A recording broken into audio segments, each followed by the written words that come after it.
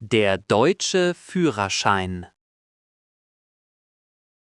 55 Minuten absolute Stille. Nur das leise Atmen des Prüfers auf dem Rücksitz ist zu hören. Ein einziger kleiner Fehler, ein vergessenes Stoppschild und alles ist vorbei. Für viele Deutsche ist die praktische Fahrprüfung der stressigste Tag in ihrem Leben. Aber wie kommt man überhaupt an diesen Punkt? Hallo und herzlich willkommen zur 11. Episode von German Decoded. Ich bin Friedrich und heute sprechen wir über ein Thema, das fast jeden Deutschen irgendwann beschäftigt.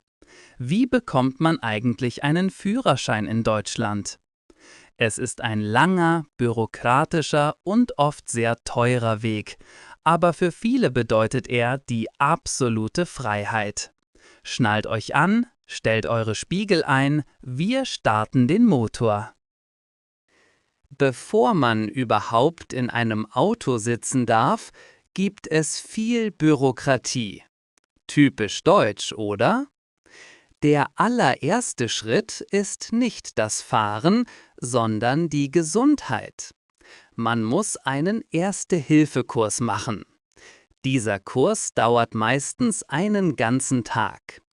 Dort lernt man, wie man Menschen bei einem Verkehrsunfall hilft und Leben rettet. Das ist sehr wichtig und in Deutschland für alle Pflicht.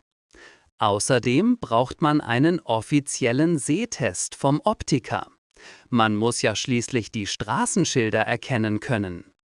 Wenn man diese Dokumente und ein Passfoto hat, geht man zum Bürgeramt oder zur Führerscheinstelle und stellt einen Antrag. Oft dauert es einige Wochen, bis dieser bearbeitet ist. Gleichzeitig meldet man sich bei einer Fahrschule an und kann in der Zwischenzeit schon mit dem Lernen anfangen.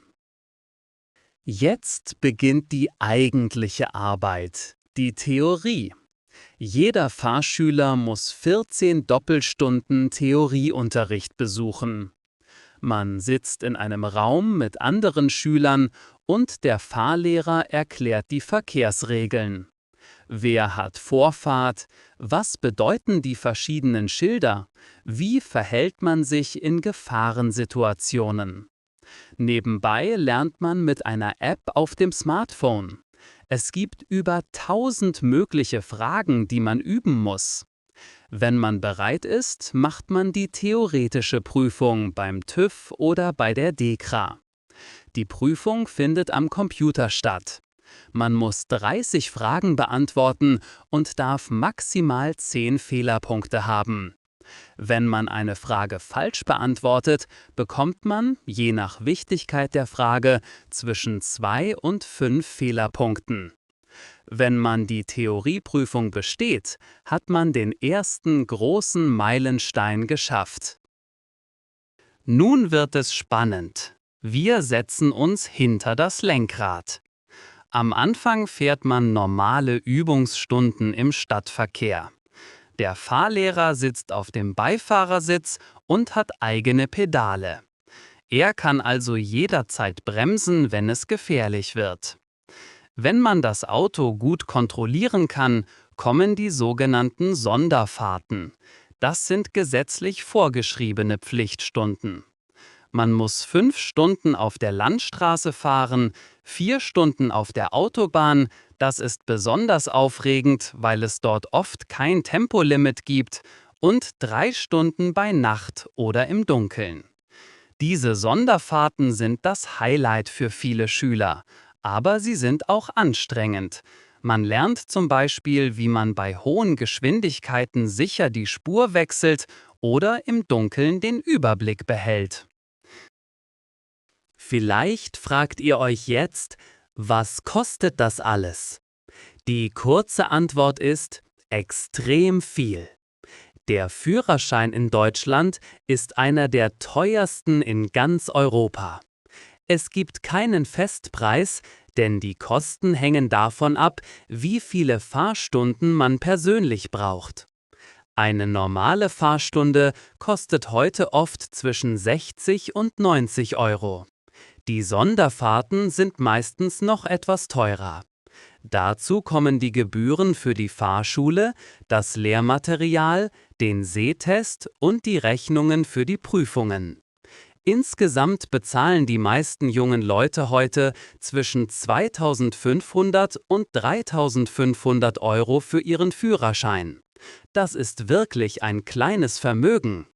Viele Jugendliche sparen jahrelang darauf oder bekommen den Führerschein zum 18. Geburtstag von ihren Eltern geschenkt. Und dann ist er da, der große Tag der praktischen Prüfung. Wir sind wieder bei den 55 Minuten Stille aus unserem Intro. Jetzt sitzt du selbst hinter dem Lenkrad. Der Fahrlehrer sitzt neben dir, aber er darf dir nicht helfen. Der Prüfer sitzt hinten und gibt nur kurze Kommandos. An der nächsten Kreuzung bitte rechts oder bitte rückwärts einparken. Man muss hoch konzentriert sein. Wenn man einen großen Fehler macht, zum Beispiel ein Stoppschild ignoriert, sagt der Prüfer sofort: Fahren Sie bitte bei der nächsten Gelegenheit rechts ran. Die Prüfung ist beendet. Dann ist man leider durchgefallen und muss die Prüfung später wiederholen. Aber wenn alles gut geht, sagt der Prüfer am Ende: Herzlichen Glückwunsch und gibt dir sofort das kleine Plastikkärtchen, deinen Führerschein. Das war Episode 11 von German Decoded. Ich hoffe, die heutige Fahrt hat euch gefallen. Gute Fahrt und bis zum nächsten Mal. Euer Friedrich.